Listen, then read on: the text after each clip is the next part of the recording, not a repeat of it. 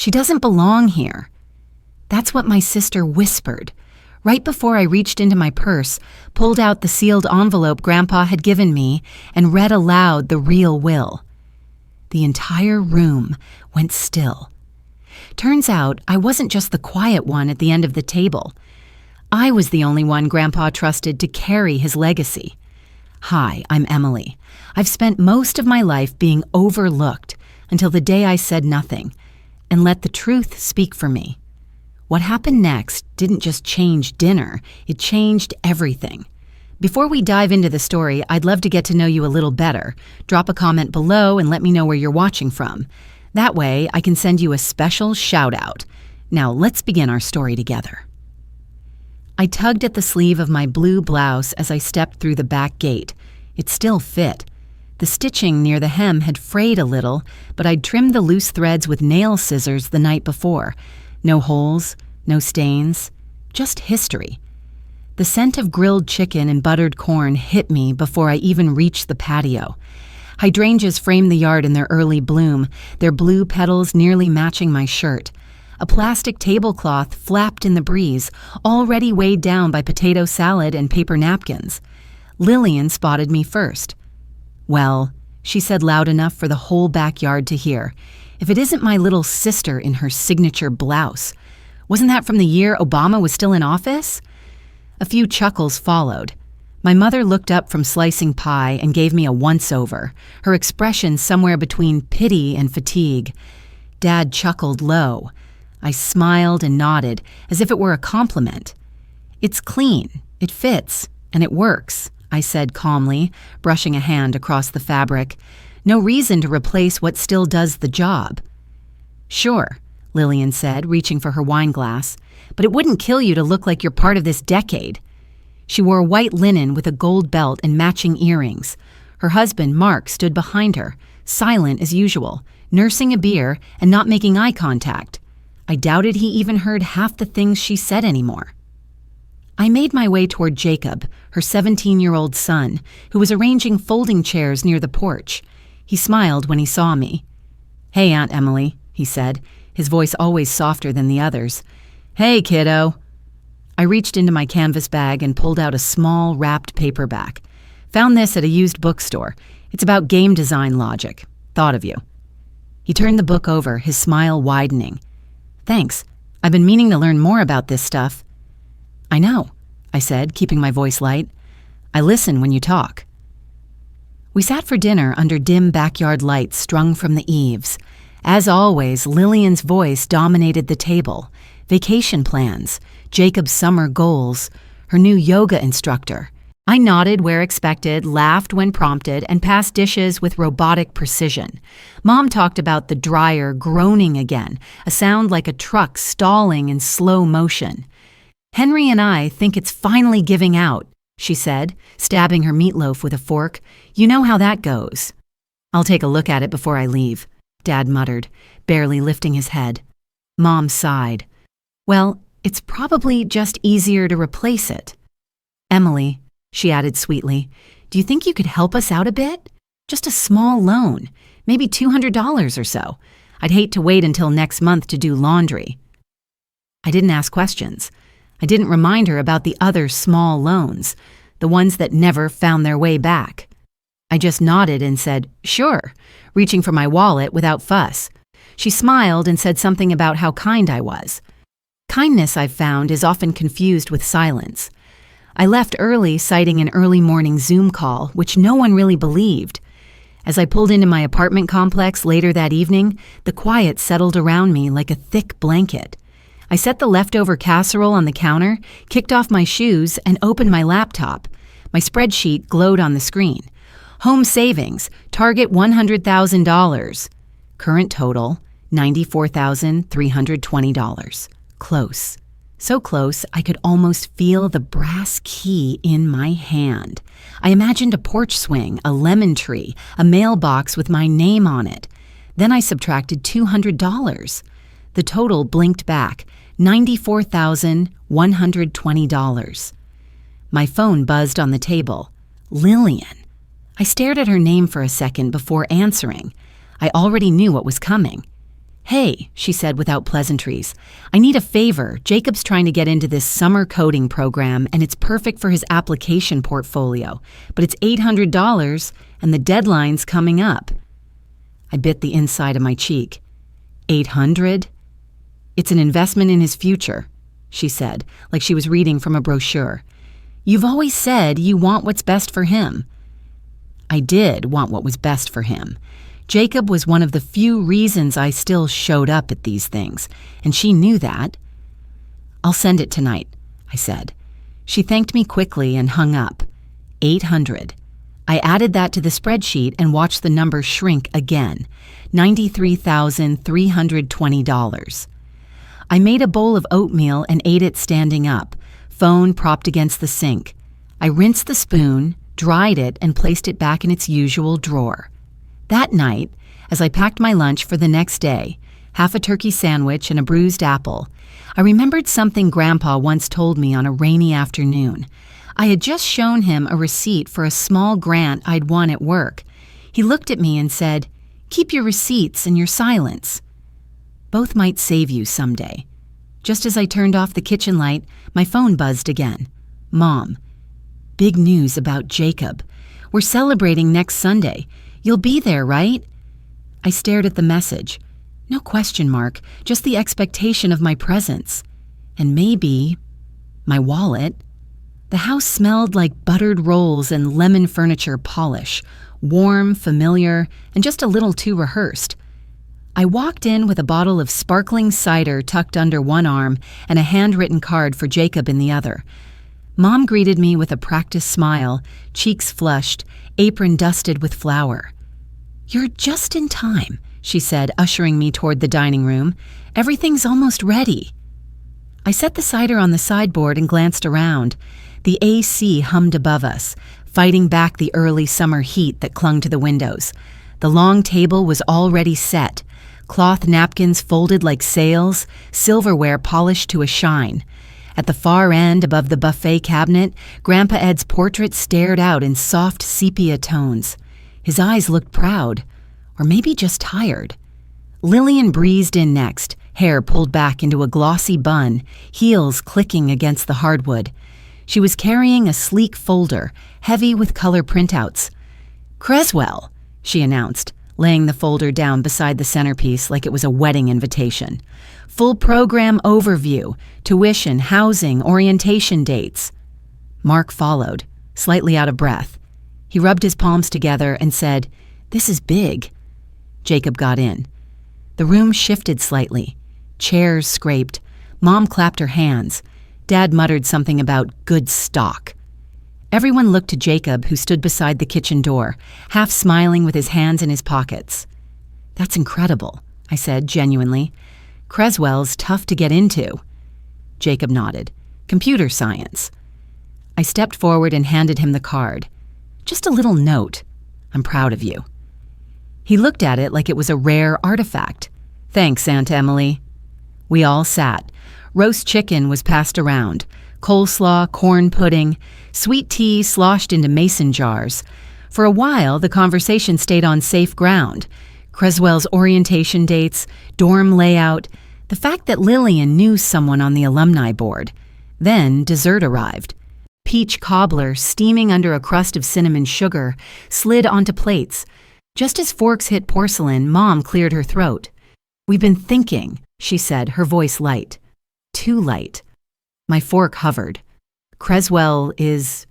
It's not cheap," Lillian jumped in, "but it's worth it. It's what Jacob's been working toward." Mark leaned in.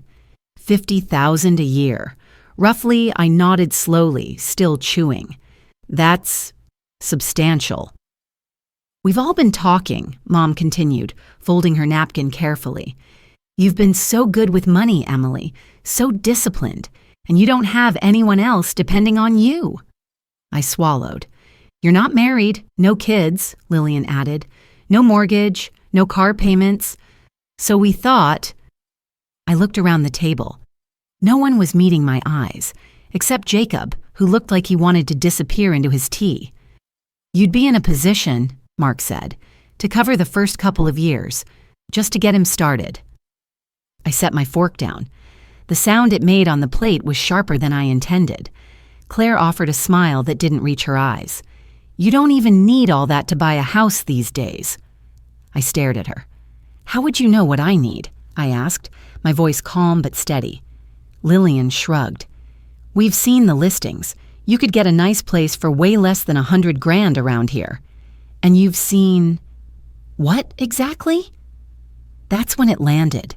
The pause. The glance between Claire and Lillian. The brief, embarrassed nod from Mark. They'd been in my finances. "Your father helped with the taxes a while back," Mom said, her tone defensive now. "It wasn't spying. We just noticed the number and—" "You noticed the number," I repeated, "and decided it wasn't really mine anymore." Jacob opened his mouth but said nothing. I took a slow breath. "I've been saving for 5 years, packing lunches, skipping vacations, wearing the same clothes you mock me for. I've lived small so I could eventually live freely." Dad finally spoke. "No one's trying to take that from you." "No?" I looked at each of them in turn. "Because it sounds like you already counted it." A silence spread like spilled milk, slow, sticky, hard to clean up. "I'm not paying Jacob's tuition," I said. Mark shifted.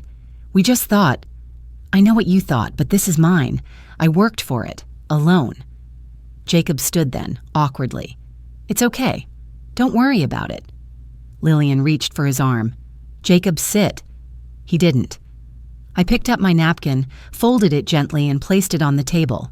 "Well," I said, "congratulations, Jacob. Truly. I hope Creswell is everything you want it to be." I grabbed my purse from the back of the chair. As I made my way toward the front hall, I passed the study door. It was cracked open slightly, and through the gap I caught a sliver of the room. Old books, a brass lamp, dust motes floating in the golden light, and on the side table, Grandpa's key bowl still sat. My keychain jingled in my hand as I reached for the doorknob. One key in particular brushed against my palm, a small, worn bronze one with a ridged edge. I'd almost forgotten it was there. Almost. The piano played something soft and familiar as I stepped into the dining room, though I couldn't quite place the melody at first. Later, I realized it was a slow, instrumental version of What a Wonderful World.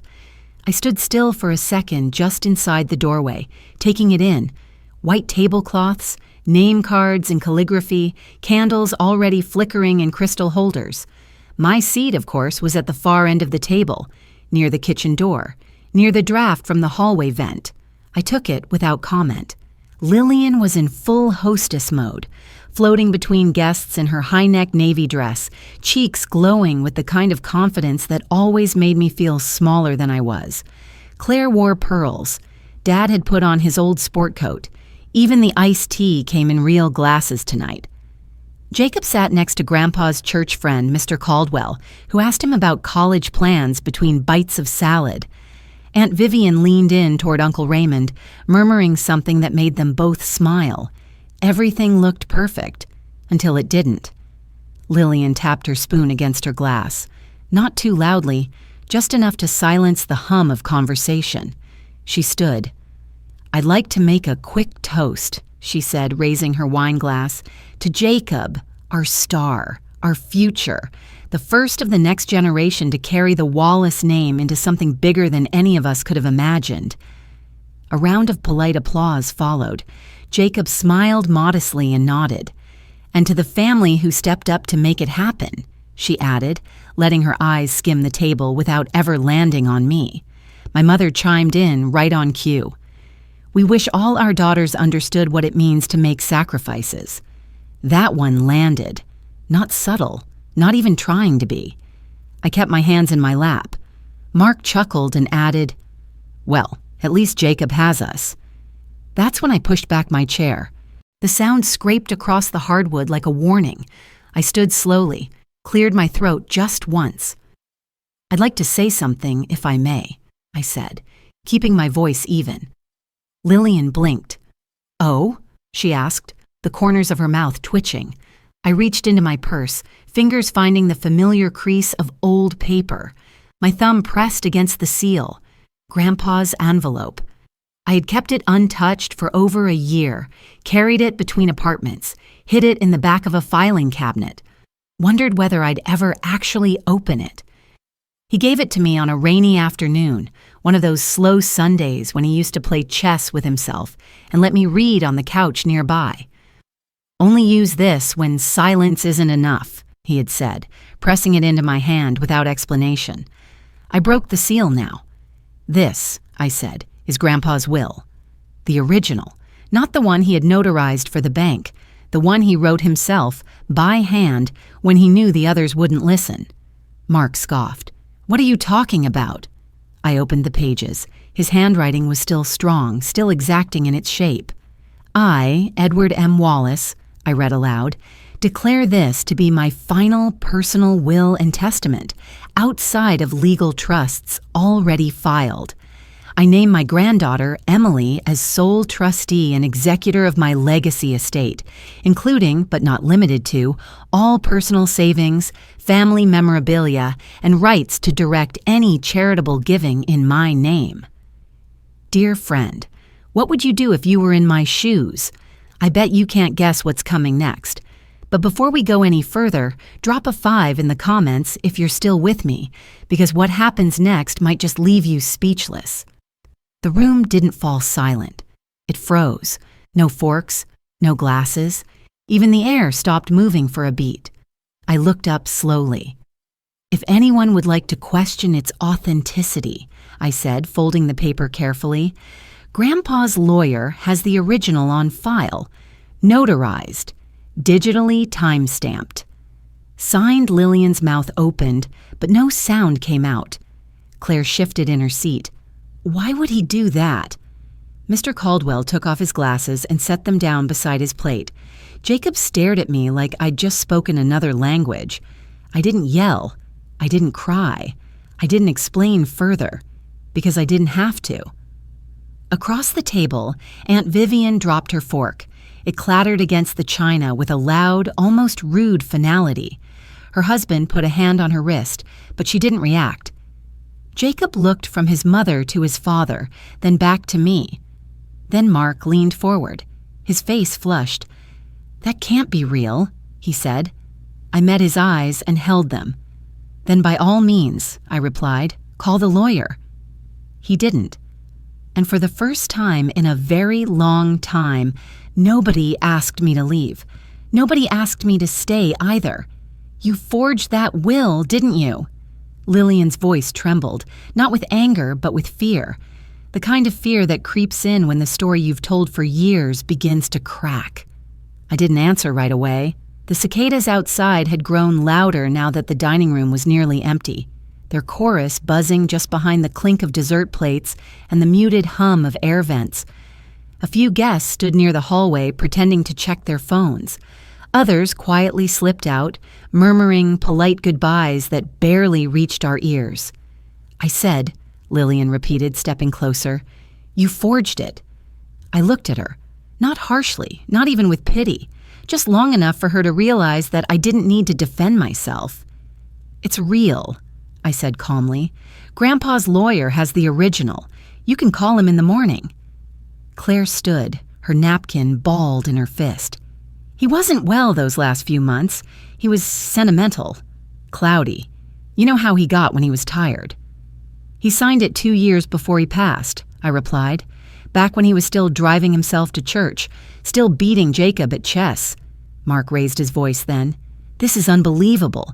You don't even talk to the family. You show up twice a year in that blouse, barely say anything, and suddenly you're the heir to everything?" Henry, who had been silent the whole evening, finally lifted his gaze from his plate.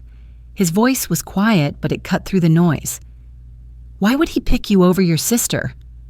I thought about answering that. Thought about listing the years I'd spent visiting Grandpa while everyone else made excuses. The grocery runs, the quiet afternoons helping him sort papers, the books we passed back and forth, the jokes no one else seemed to understand. But instead, I let the question hang there, let it answer itself. Jacob stepped forward. He looked pale under the porch light, his hands shoved into the pockets of his blazer. I didn't know, he said quietly, eyes fixed on the floor. I'm sorry. He meant it. I could hear it in his voice, and for that moment it was enough. You have nothing to apologize for, I said. Claire began to cry, soft at first, then louder, the kind of crying that wants a witness. I did everything I could for this family, she said. You think I wanted it to be like this? That I enjoy asking you for help? Lillian put an arm around her. Mark stood behind them, arms crossed, lips pressed into a thin line.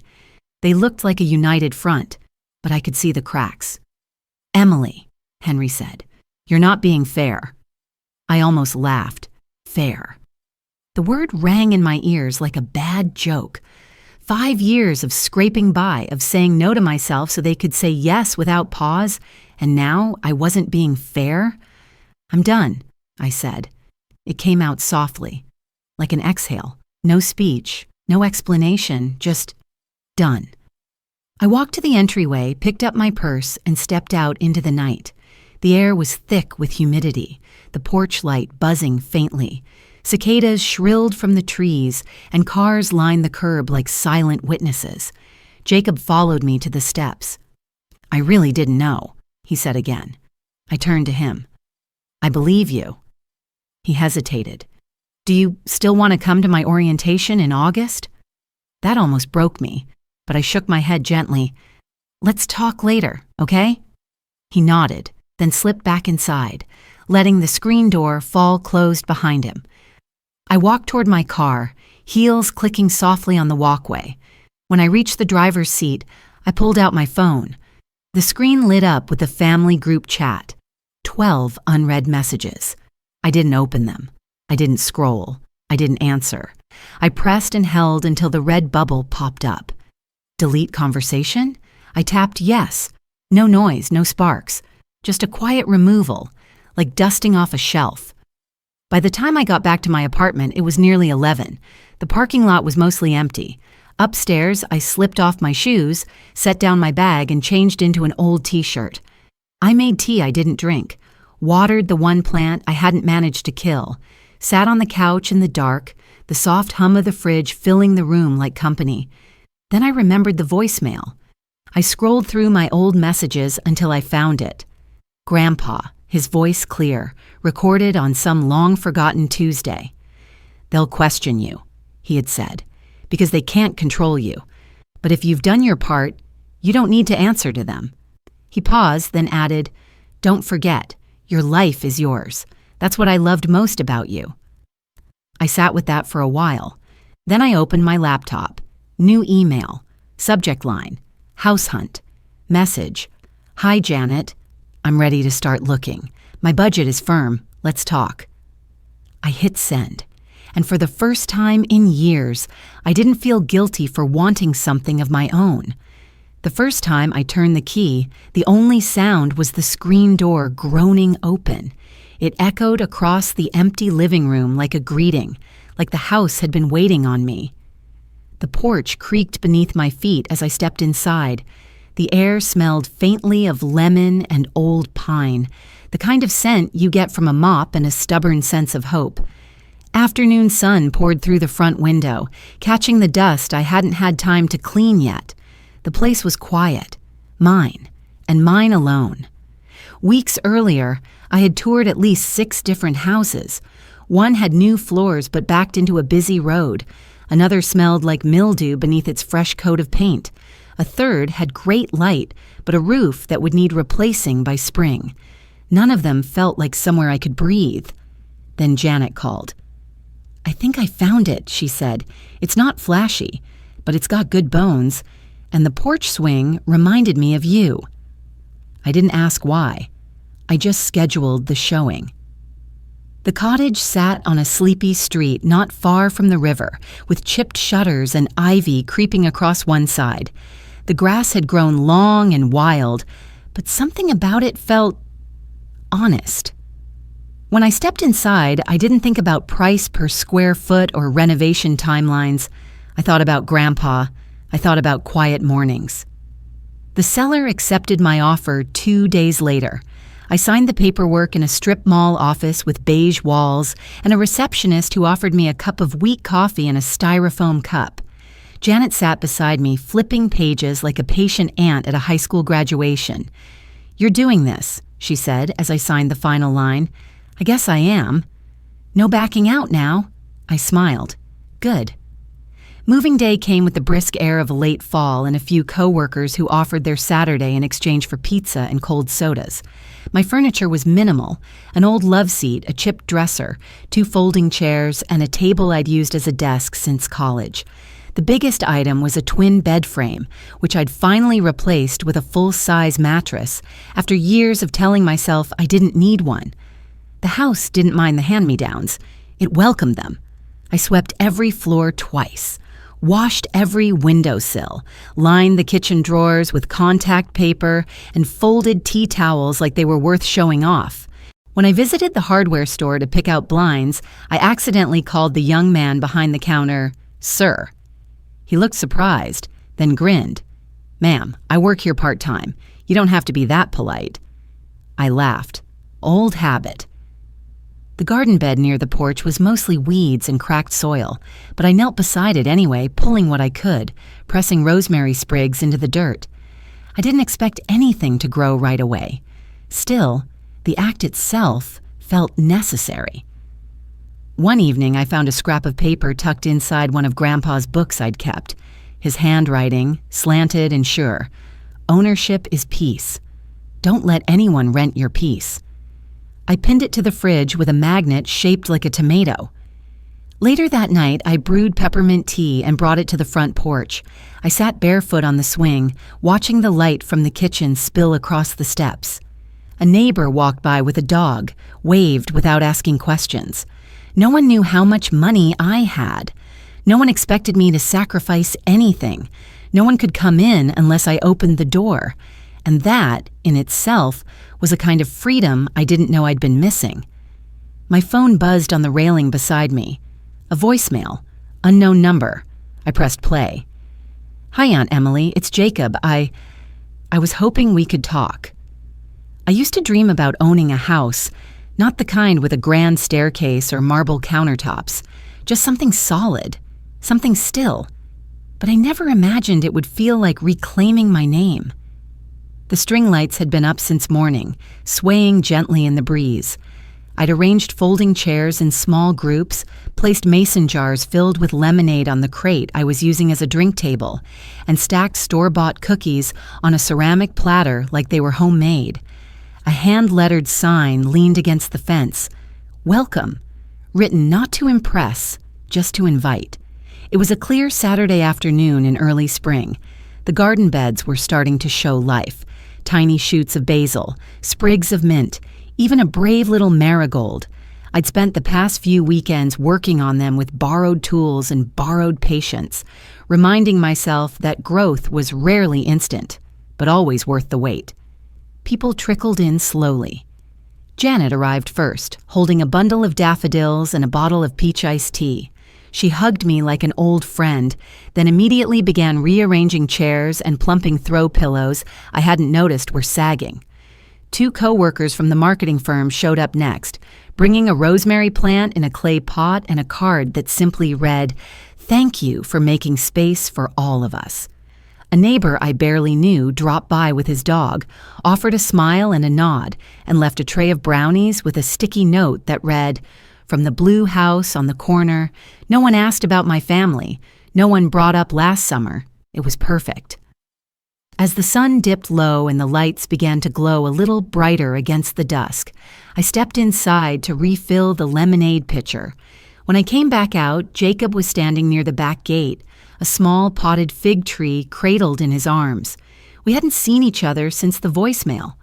"Hey," he said, half smiling. "Hey," I said, setting down the pitcher. He looked older, or maybe just steadier. "I wasn't sure if I should come," he said. "I'm glad you did." He handed me the tree. "It's not much, but it's something." I took it gently, feeling the weight of the soil, the curve of the tiny trunk. "It's everything," I said. We sat on the back steps, just far enough from the rest of the gathering to hear the laughter without being in the middle of it. I didn't end up going to Creswell, Jacob said after a pause. Too much pressure, too expensive. I'm at State now, got a partial scholarship. I work part-time at the campus help desk. He looked down at his hands. I think I'm doing okay. You are, I said. You really are.